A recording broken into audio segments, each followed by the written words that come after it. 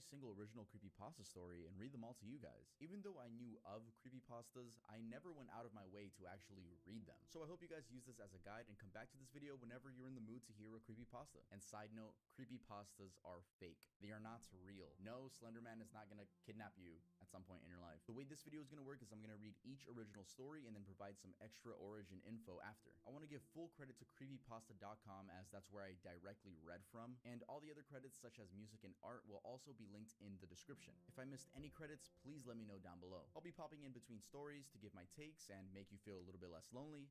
And the last thing I have to say is that Stop Loving Me CDs and cassettes are out now, and there's a few left. I don't know by the time this video if they're still gonna be up, but they're at earldoesn'texist.com, so you can go check them out over there. If my eye looks weird, that's because I currently have an eye infection. This is how bad my face looked during these past few days. So it's calming down now. I feel better. Thanks for asking. Are you guys ready for my longest video ever? Let's get started with the video. Abandoned by Disney. Original author, Slime Beast. Some of you may have heard that the Disney Corporation is responsible for at least one real, quote-unquote, live ghost town. Disney built the Treasure Island Resort in Baker's Bay in the Bahamas. It didn't start as a ghost town. Disney's cruise ships would actually stop at the resort and leave tourists there to relax in luxury. This is a fact. Look it up. Disney blew 30 mil in that place. Yes, $30 million. Then they abandoned it. Disney blamed the shallow waters, too shallow for their ships to safely operate, and there was even blame cast on the workers, saying that since they were from the Bahamas, they were too lazy to work a regular schedule. That's where the factual nature of the story ends. It wasn't because of sand, and it obviously wasn't because foreigners are lazy. Both are convenient excuses. I sincerely doubt those reasons were legitimate. Why don't I buy the official story? Because of Mowgli's Palace. Near the beachside city of Emerald Isle in North Carolina, Disney began construction of Mowgli's Palace in the late 1990s. The concept was a jungle-themed resort with a large, you guessed it, palace in the center of the whole thing. If you're unfamiliar with the character of Mowgli, then you might better remember the story, The Jungle Book. If you haven't seen it anywhere else, you know it as a Disney cartoon from decades past. Mowgli is an abandoned child in the jungle, essentially raised by animals and simultaneously threatened and pursued by other animals. Mowgli's Palace was a controversial undertaking from the start. Disney bought up a ton of high-priced land for the project. There was actually a scandal surrounding some of the purchases. The local government claimed, quote, eminent domain on people's homes, then turned around and sold the properties to Disney. At one point, a home that had just been constructed was immediately condemned with little to no explanation. The land grabbed by the government was supposedly for some fictional highway project. Knowing full well what was going on, people started calling it Mickey Mouse Highway. Then there was the concept art. A group of stuffed shirts from Disney Co. actually held a city meeting. They intended to sell everyone on how lucrative this project was going to be for everyone. When they showed the concept art,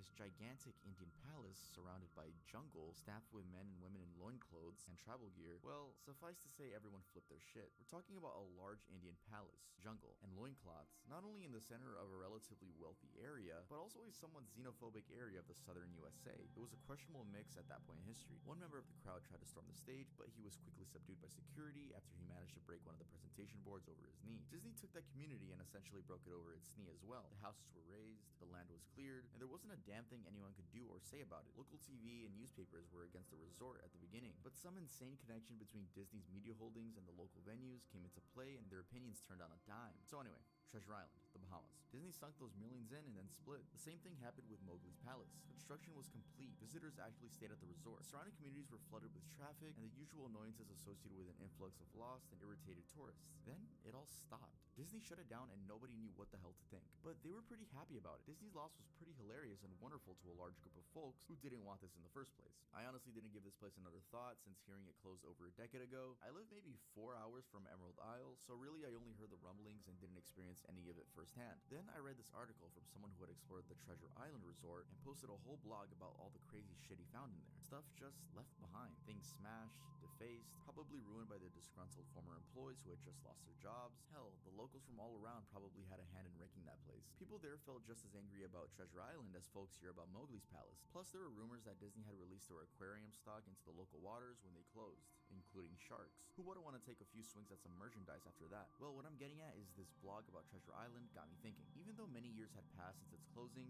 I figured it might be cool to do some urban exploration at Mowgli's Palace. Take some photos, write about my experience, and probably see if there was anything I could take home as a memento. I'm not gonna say I wasted no time in getting there, because honestly it took me another year after I first found that Treasure Island article to get around to going up to Emerald Isle. Over the course of that year, I did a lot of research on the Palace Resort, or rather, I tried to. Naturally, no official Disney site or resource source made any mention of the place, that had been scrubbed clean. Even more odd, however, was that nobody before myself had apparently thought to blog about the place or even post a photo. None of the local TV or newspaper sites had one word about the place, though that was to be expected since they had all swung Disney's way. They wouldn't be out there lauding their embarrassment, you know? Recently, I learned that corporations can actually ask Google, for example, to remove links from search results, basically for no good reason. Looking back, it's probably not that nobody spoke about the resort, but rather their words were made inaccessible. So in the end, I could barely find the place. All I had to do was go on an old as hell map I'd received in the mail back in the 90s. It was a promotional item sent out to people who had recently been to Disney World, and I guess since I had been there in the late 80s, that was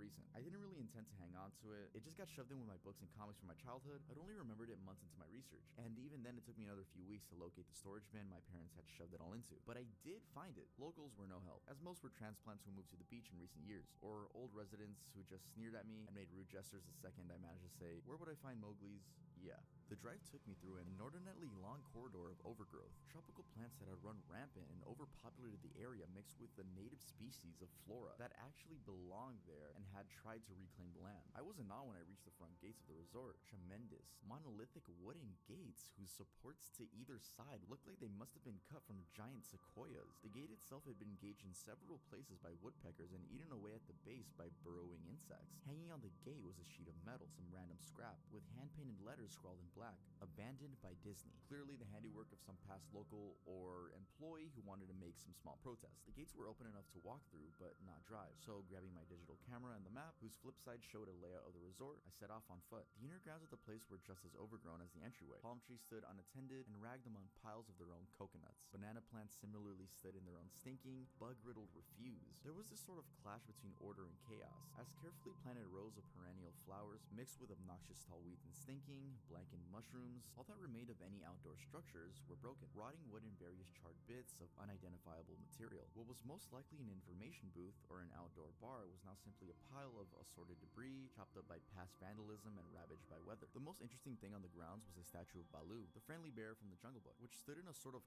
courtyard in front of the main building. He was frozen in the pose of making a wave toward no one, staring into empty space with a silly, toothy grin as bird shit covered whole swaths of his fur and vines and sword his platform. I approached the main building, the palace, only to find the outside of the building covered in graffiti, where the original paint hadn't peeled and chipped away. The front doors weren't just open, they had been taken off their hinges and were stolen. Above the front doors, or the gaping maw where they had been, someone had once again painted "Abandoned by Disney." Wish I could tell you about all the awesome stuff I saw in the palace. Forgotten statues, abandoned cash registers, a full-fledged secret society of homeless bums, but no. The inside of the building was so stark, so bare, that I actually think people had stolen the molding off the walls. Anything that was too big to steal, counters, desks, fake giant trees, they were all resting amid this empty echo chamber that amplified my every step like a slow rat-a-tat of a machine gun. I checked the floor plan and headed to all the locations that might seem in any way interesting. The kitchen was, as you would imagine, an industrial food prep area with all the appliances in space. No expenses spared.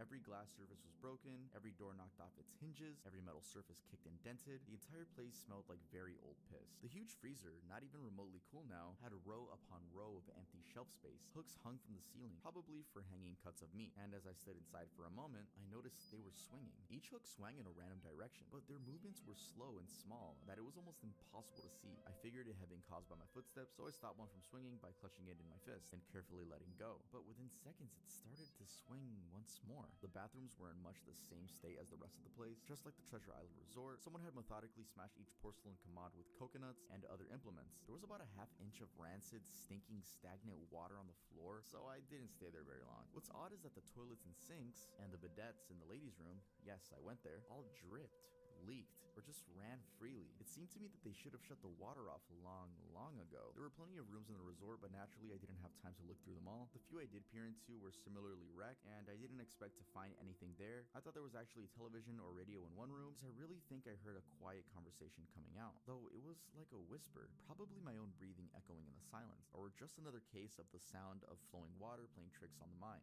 This is what it sounded like. "I didn't believe it. I didn't know that. Your father told you." I know, that sounds ridiculous. I'm just telling you what I experienced, why I thought there might have been something running in that room, or worse, some vagrants who had holed up there and probably would have knifed me. At the front doors of the palace again, I figured I hadn't found anything of note and had wasted the trip up. As I looked out the door, I noticed something interesting in the courtyard that I had apparently missed. Something that would give me at least one thing to show for all of my trouble, even if it was just a photograph. There was a lifelike statue of a python, maybe 80 feet long, coiled up and sunning itself on a pedestal right in the center of the area. It was almost time for the sun to start setting, so the light fell into the object in the perfect way for a photograph. I approached the python and snapped a photo. Then I stood on my toes and snapped another. I moved closer again to get the details of its face. Slowly, casually, the python lifted its head, looked directly into my eyes, turned, and slithered off the pedestal, across the grass and into the trees. All 80 feet of it. Its head long disappeared into the woods before its tail even left the sunny spot. Disney had released all their exotic animals onto the grounds. Right there on my floor plan map was the, quote, reptile house. I should have known.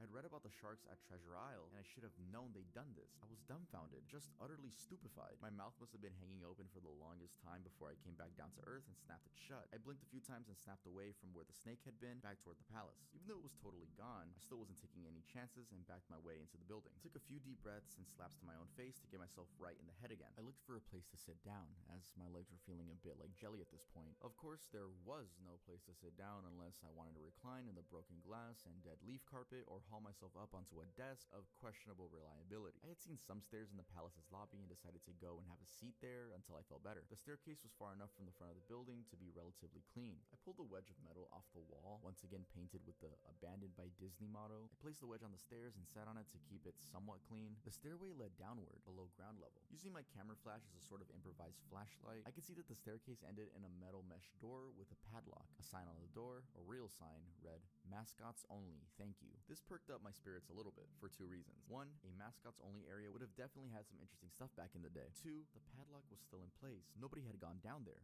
Not the vandals, not the looters, nobody. This was the only place I could actually explore and perhaps find something interesting to photograph or want only steal. I had come to the palace essentially agreeing with myself that it was okay to take anything I wanted because, hey, abandoned. Didn't take much to bust the lock. Well, actually, that's wrong. It didn't take much to bust the metal plate on the wall that had the padlock it was hooked up to. Time and decay had done most of the work for me, and I was able to bend the metal plate enough to pull the screws out of the wall, something nobody else had apparently thought of or hadn't been able to do at the time. The mascots only area was a startling and very welcome change from the rest of the building I'd seen. For one, every second or third fluorescent light overhead was illuminated, even though they flickered and faded randomly. Also, nothing had been stolen or broken, even if age and exposure were defiantly taking their toll. Tables had notepads and pens. There were clocks, even a punch-in clock on the wall complete with filled-out time cards. Chairs were scattered around, and there was even a small break room with an old, static-filled television and long rotted-out food and drink on the counters. It was like one of those post-apocalyptic movies where everything is left in the state of evacuation. As I walked in the maze-like sub-basement hallways of the mascots-only area, the sights just became more and more interesting. As I went further, desks and tables were knocked over, papers scattered and almost melded with a damp floor, and a large carpet of mold was slowly overtaking the real rotting crimson floor covering. Everything was sort of squishy. Anything wood disintegrated into mush when I applied even the least amount of force, and clothing items hanging on hooks in one of the rooms simply fell to moist threads if I tried to unhook them. One thing that annoyed me was that the light was becoming more sparse and unreliable as I went further into the dark. Eventually, I reached a black and yellow striped door with the words "Character Prep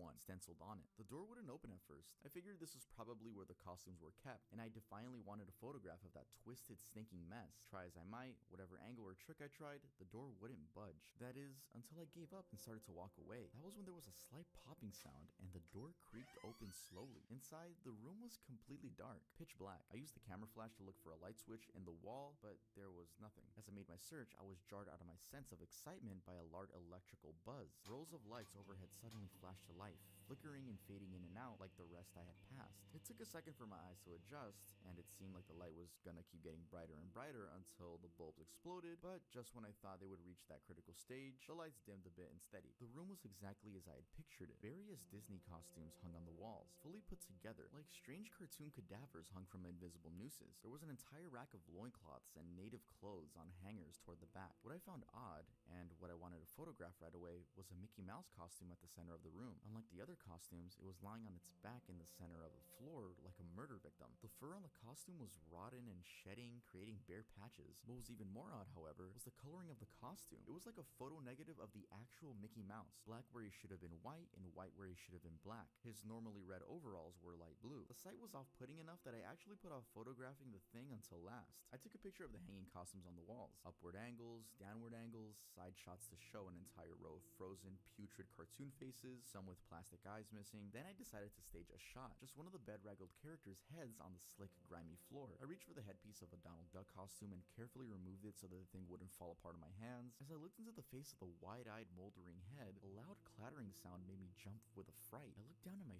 feet, and there between my shoes was a human skull. It had fallen out of the mascot head and shattered into pieces on my feet. Only the empty face and lower jaw remained, staring up at me. I dropped the duck head immediately, as you'd expect, and moved for the door. As I stood in the doorway, I looked back to the skull on the floor. I had taken a picture of it, you know? I had to, for any number of reasons that may seem silly, but only if you don't think it through. I need proof of what happened, especially if Disney was going to somehow make this go away. I had no doubt in my mind, right from the start, that even if it was gross negligence, Disney was responsible for this. That's when Mickey, the photo negative opposite Mickey in the middle of the floor, started to get up. First sitting up, then climbing to its feet. The Mickey Mouse costume, or whoever was inside it, stood there at the center of the room, its fake face just staring directly at me as I mumbled, "No," over and over and over. With shaking hands, a violently thrashing heart, and legs that once again turned to jelly, I managed to lift the camera and aim it at the opposite creature, now quietly sizing me up. The digital camera's screen displayed only dead pixels in the shape of the thing. It was a perfect silhouette of the Mickey Mouse costume. As the camera moved in my unsteady hands, the dead pixels spread, mirroring the screen wherever Mickey's outline moved to. Then, the camera died, went blank and quiet and broken. I raised my eyes once again to the Mickey Mouse costume.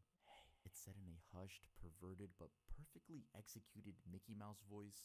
"Wanna see my head come off?" It started to pull at its own head, working its clumsy, glove-clad fingers around its neck with clawing, impatient movements, similar to a wounded man trying to pull himself free from a predator's jaws. As it worked its digits into its neck, so much blood, so much thick, chunky, yellow blood. I turned away as I heard a sickening tearing of cloth and flesh. Only cared about getting away. Above the doorway out of this room, I saw the final message clawed into the metal with bone or fingernails. "Abandoned by God." I never got the pictures out of the camera. I never wrote the blog entry about it. After I ran from that place, fled for sanity if not my very life, I knew why Disney didn't want anyone to know about this place. They didn't want anyone like me getting in. They didn't want anything like that getting out.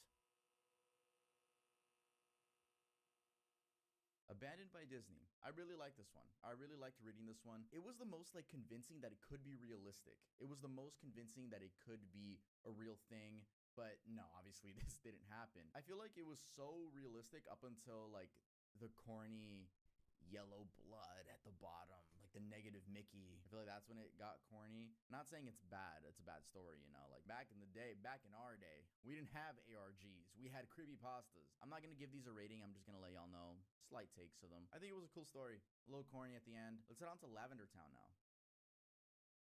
Lavender Town Syndrome.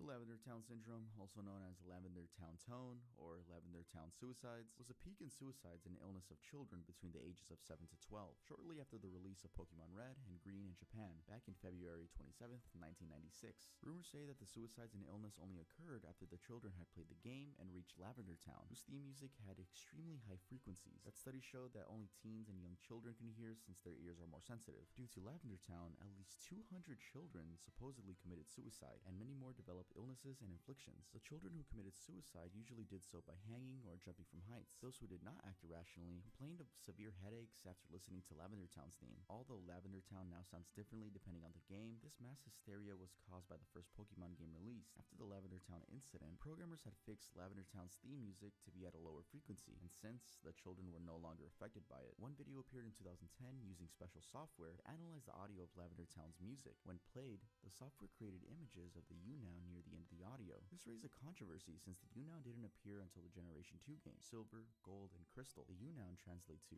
"leave now." There's also said to be a beta version of Lavender Town. It said that the beta version of Pocket Monsters was released to some kids to test the games.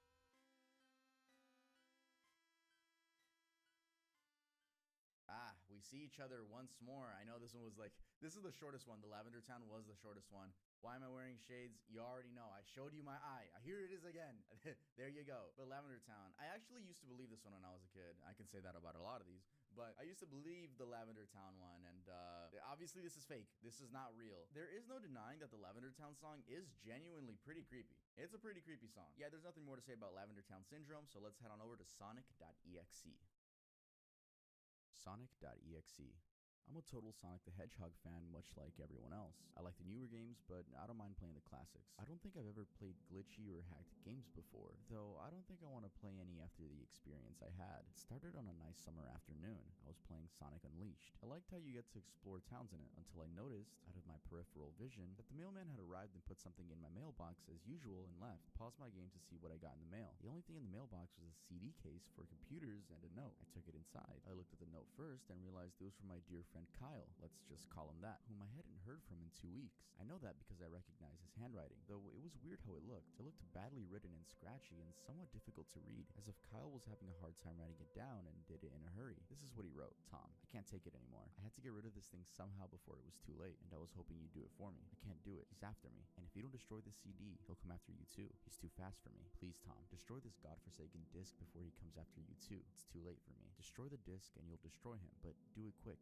otherwise he'll catch you. Don't even play the game. It's what he wants. Just destroy it, please, Kyle. Well, that was certainly weird. Even though Kyle is my best friend and I haven't seen him in 2 weeks, I didn't do what he asked me. I didn't think that a simple gaming disc would do anything bad to him. After all, it's just a game, right? Boy, was I wrong about that. Anyway, I looked at the disc and it looks like any ordinary computer CDR disc, except it had black marker on it written Sonic.exe, and it was much unlike Kyle's handwriting, meaning that he must have gotten it from someone else, like a pawn shop or eBay. When I saw Sonic on the writing of the CD, I was actually excited and wanted to play it since I'm a big Sonic fan. I went up to my room and turned on my computer and put the disc in and installed the game. When the little screen popped up, I noticed that it was the first Sonic game. I was like, awesome, because like I said earlier, I like the classics. The first thing I noticed that was out of place was when I pressed start. There was a split second when I saw the title image turn into something much different, something that I now consider horrifying, before cutting to black. I remember what the image looked like in that split second before the game cut to black. The sky had darkened. The title emblem was rusted and ruined. The Sega 1991 was now instead Sega 666. The water had turned red, like blood, except it looked hyper-realistic. But the freakiest thing was that in that split second, Sonic's eyes were pitch black and bleeding with 2 glowing red dots staring right at me, and his smile had stretched wider, up to the edge of his face. I was rather disturbed about the image when I saw it, though I figured it was just a glitch and forgot about it. After it cut to black, it stayed like that for about 10 seconds or so, and then another weird thing happened. The save file select from Sonic the Hedgehog 3 popped up, and I was like, what the fuck? What's this doing in the first Sonic game? Anyway, then I noticed something off. The background was the dark, cloudy sky of the Bad Stardust Speedway level from Sonic CD, and there were only 3 save files. The music was that creepy Caverns of Winter music from Earthbound, only it was extended and seemed to have been in reverse. And the image for the save file where you see a preview of the level you're on is just red static for all 3 files. What freaked me out was the character select. It showed only Tails, Knuckles, and to my surprise, Dr. Robotnik. Now, I was sure that something was up. I mean, how could you play as Robotnik in a classic Sonic game? That's when I realized this wasn't a glitchy game. It was a hacked game. Yeah, it definitely looked hacked. It was really creepy, but as a smart gamer, I wasn't scared, or at least tried not to be. I told myself that it was just a hacked game and there was nothing wrong with that. Anyway, shaking off the creeped out feeling, I picked file 1 and chose Tails and got started. The game froze for about 5 seconds and I heard a creepy pixelated laugh that sounded an awful lot like that Kefka guy from Final Fantasy before cutting to black. The screen stayed black for about 10 seconds or more. Then it showed the typical level title thing, except the simplistic shapes were different shades of red and the text showed only Hill, Act 1.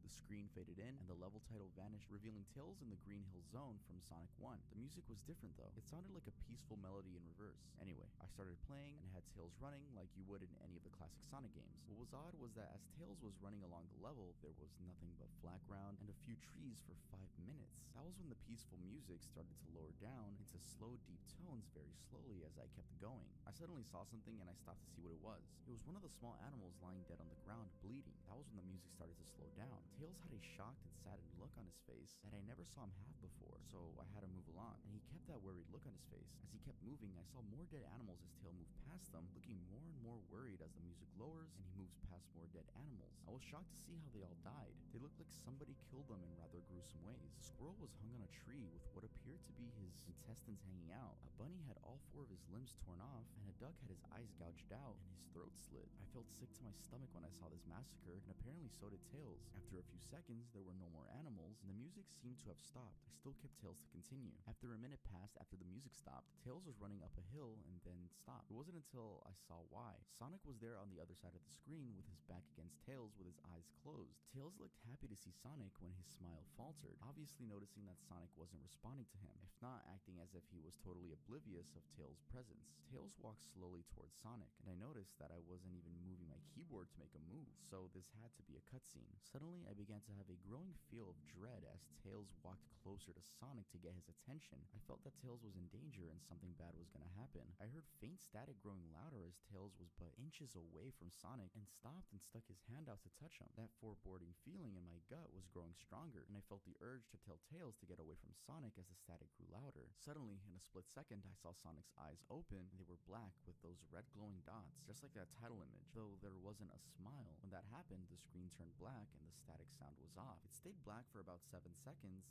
and then white text appeared, forming a message saying, "Hello, do you want to play with me?" At this point, I was creeped out. I didn't even want to continue the game, but my curiosity got the best of me when I was taken to a different level, with the level title now saying Hide and Seek. This time I was in the Angel Island level from Sonic 3, and it looked like everything was on fire. Tails looked as though he was scared out of his wits this time. He actually looked at me and made frantic gestures to me, as if he wanted to get out of the area as fast as possible. I was starting to get freaked out by this. I mean, Tails was actually breaking the 4th wall, trying to tell me to get him out of there. So I pressed down on the arrow key as hard as I could to make him run. A pixelated version of that creepy theme when you meet Shadow at the Ark as Robotnik from SA2 from Sonic Adventure 2 was playing as I made Tails trek through the desolate forest. Suddenly, I heard that creepy laugh again. That awful Kefka laugh right after 10 seconds had passed as I helped Tails run through the forest, and then I started seeing flashes of Sonic popping up everywhere on the screen, again with those black and red eyes. The music changed to that suspenseful drowning jingle as I see Sonic behind Tails slowly gaining up on him, flying. Sonic wasn't running, he was actually flying. The flying pose his sprite was making looked very similar to Metal Sonic's flying pose in Sonic CD, except it was just Sonic, and he had those black and red eyes again. Only this time, he had the most deranged looking grin on his face. He looked as though he was enjoying the torment he was giving the poor little fox as he gained up on him. Suddenly, when Tails tripped, another cutscene, the music stopped and Sonic vanished. Tails laid there and started crying for 15 seconds. The scene was rather upsetting to watch, and I kind of teared up myself. But then Sonic appeared right in front of Tails, and Tails looked up in horror. Blood started coming down those blackened eyes of Sonic's as a grin slowly grew on his face as he looked down at the horrified fox. I could do nothing but watch. Just in a split second, Sonic lunged at Tails right before the screen went black. There was a loud screeching noise that only lasted 5 seconds. The text returned, only this time it said, "You're too slow. Wanna try again?" And then that god-awful laugh came in. I was so shocked by what happened. Did Sonic murder Tails? No,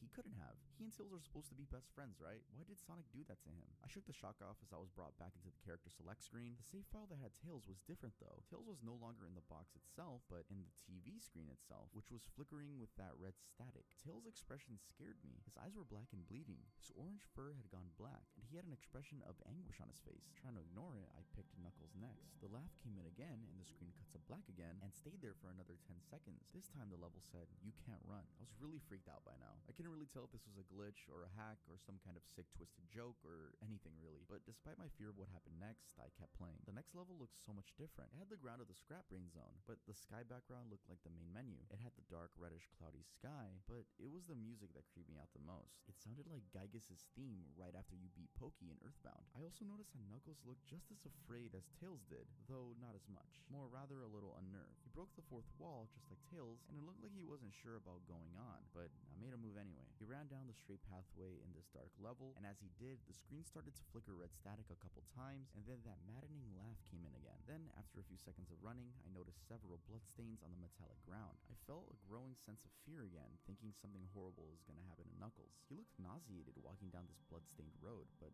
I kept him going. Suddenly, as Knuckles ran, Sonic appeared right in front of him with those black and red eyes, and then red static appeared again. Then the static vanished, showing nothing but black screen with text saying, "Found you." Now I was scared. Sonic found found Knuckles already? What was going on? Anyway, red static came again, and then I was back to the level. Knuckles looked like he was panicking, and Sonic was nowhere to be found. And this time that high-pitched squealing from Silent Hill 1's final boss was playing. Was this some kind of boss battle with Sonic? I hope to God it wasn't, honestly. Suddenly, Sonic appeared right behind Knuckles in what appeared to be pixelated black smoke. I made Knuckles turn and then punch Sonic, but Sonic vanished in black pixelated smoke before I could even land a hit. That terrible laugh went off again. Then Sonic appeared behind Knuckles again, and then I made him punch again, and Sonic vanished again laughing. Knuckles was panicking even more, and even I felt like I was going crazy. Sonic was practically playing with us. He was playing a sick, twisted little mind game with me and Knuckles. Another cutscene played as Knuckles fell to his knees and clutched his head, sobbing. I felt his agony. Sonic was driving both of us crazy. And then, in a split second, Sonic lunged at Knuckles, and the screen went black with another distorted screeching noise that lasted for at least 3 seconds. Another text message appeared. So many souls to play with, so little time. Would you agree? What the hell? Just what's going on? I started to think Sonic was actually trying to talk to me through the game, but I was too scared to think that. I was brought back by the main menu, and this time, the second file box had Knuckles in the TV screen. His red fur had darkened to a reddish gray, his dreadlocks were dripping with blood, and his eyes were black and bleeding too, and he had a look of sadness on his face. I began to think that those are the actual characters trapped in those TV screens on the save files, but I couldn't believe it. I didn't want to believe it, so I shut the game off and took a break. I took a nap. Wish I hadn't, because I then began to have the most disturbing nightmare. I was in pitch black darkness. Though I was under the light given off by a lamp hung high above my head, I could hear the cries of Knuckles and Tails nearby. They were saying stuff like, "Help us," and "Why did you give us to him?" and "Run away before he gets you too." Their cries died out as I then heard Sonic laugh. His laugh. It sounded a lot like the distorted Kefka laugh. You were a lot of fun to play with, kid. Just like your friend Kyle, though he didn't last long. I was scared and looking around for the source of the voice. Won't be long now until you join him and all my other friends. I saw him walking towards me, flickering in and out in several directions. You can't run, kid. You're in my world now, just like the others. When he grabbed me and I saw his bleeding black and red eyes, along with that grin, I woke up with a fright. After a couple of hours, I decided to continue playing the game. I don't know why, but I had to figure out why this was happening, so I turned on the computer, turned on the game, and selected Robotnik next. I still thought that was wacky, playing as Robotnik, but anyway, the level title appeared again, and this time it said ... which I found really freaky. This time, I was in some kind of hallway. It didn't really look like it was from any of the classic Sonic games, though it had that pixelated style. The floor was shiny and checkered, the walls were dark and grayish purple, with animated candlelights, and a few dark bloodstains here and there. There was a dark red curtain hanging above the top part of the screen. Every 12 seconds or so, that red curtain sways very slowly, but whenever you're playing the game, you can barely see it move. The music was oddly pleasant, a piano playing a rather sad yet peaceful song, but I knew better. This was the song that played in Hill Act 1, only it wasn't in reverse. Robotnik didn't look entirely nervous like Tails and Knuckles did, but he had a suspicious look on his face, as if he was a bit paranoid. He did a little animation when I just left him standing, turns his head to the left and then to the right, at least twice, and then shrugs at me, as if he has no idea where he was or what was going on. Even though I was scared out of my mind about what was going to happen, I had Robotnik continue onward. He did his usual running animation. You know, when you've beaten him at the end of a classic Sonic game and then you chase him, as we continued going through the hallway. Then I stopped to look at a long flight of stairs leading downward. Now, I was nervous. Even Robotnik seemed unsure of himself, though I pressed onward. As I led Robotnik down the stairs, I noticed that the walls had gotten a lot more darker and more reddish. The red torches are now an eerie blue. Then we landed onto another hallway. This one was longer than the last one, or at least it felt like it. And then we headed down another flight of stairs down. This one was much longer. It took at least 1 full minute. And then I heard that horrid Kefka laugh again, and then the music slowly faded until it was quiet. As it did, the walls turned more dark red, and the torches were a black flame now. When Robotnik landed onto the third hallway, I noticed how he looked really creeped out, though he tried to hide it. I couldn't blame him. I was scared too. Suddenly, Sonic popped right in front of Robotnik the same way he did Knuckles in the red static. The red static lasted for about 15 seconds, and then it showed me a really unpleasant image. The image showed what seemed to be hyper-realistic Sonic standing in the darkness where you can only see his face while his head and torso faded into black. And when I say hyper-realistic, I mean he looks so real you could actually see the lines in his blue fur, as if you could actually feel the fur if you touch the screen. His face, God, the most horrifying smile I'd ever seen. And that's saying something, considering I saw that image at the start of the game. His eyes were wide and black and once again crying blood, which also looked hyper-realistic. There were 2 small glowing red dots in those black eyes staring right at me, as if staring into my mind. His grin was wide and demonic. It literally stretched to the sides of his face. Except Sonic had fangs, very sharp fangs, much like the Werehog's teeth, except more vicious looking, somewhat yellowish, and from the look of it, he had stains of blood and small bits of flesh